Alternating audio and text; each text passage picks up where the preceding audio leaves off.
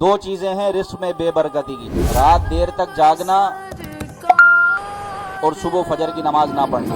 ये उलमा ने बयान फरमाया कि ये दो चीजें रिस्क में तंगी का सबब हैं। तंगदस्ती के असबाब में से बहुत सारे असबाब हैं, उनमें से दो चीजें हैं कि जो रिस्क को कम कर देती हैं, रात को देर तक जागना और सुबह ना उठना। और हदीस पाक से इसकी तायद होती है। ये हदीस पाक में वाज़ेह फरमाया कि अल्लाह ने तुम्हारे लिए सुबह के वक्त में बरकत रखी। अल्लाह ने तुम्हारे लिए सुबह के वक्त में बरकत रखी है। अब जो वक्त बरकत का था उसमें वो वक्त सोने में गुजार दिया। अच्छा, बरकत किसके लिए? बरकत भी उसके लिए जो सुबह फजर की नमाज पढ़े। बाज़ औक़ात सुबह सुबह खड़े होते ड्यूटी के लिए, नमाज नहीं पढ़ते, वो अलार्म सेट करते हैं अपनी ड्यूटी टाइमिंग पर।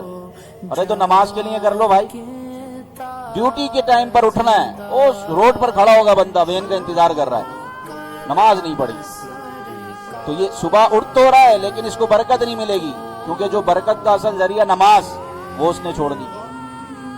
तो ये दो चीजें रिस्क में तंगदस्ती लाती हैं कि एक तो रात देर तक जागना, बल्कि ये लिखा है कि जिस घर में ये रिवाज हो, जिस घर में ये तरीका हो कि रात देर तक जागें और सुबह देर से उठें, नमाज छोड़ दें, तो उस घर में बरकत नहीं आती, उस घर से बरकत उठा ली जाती है।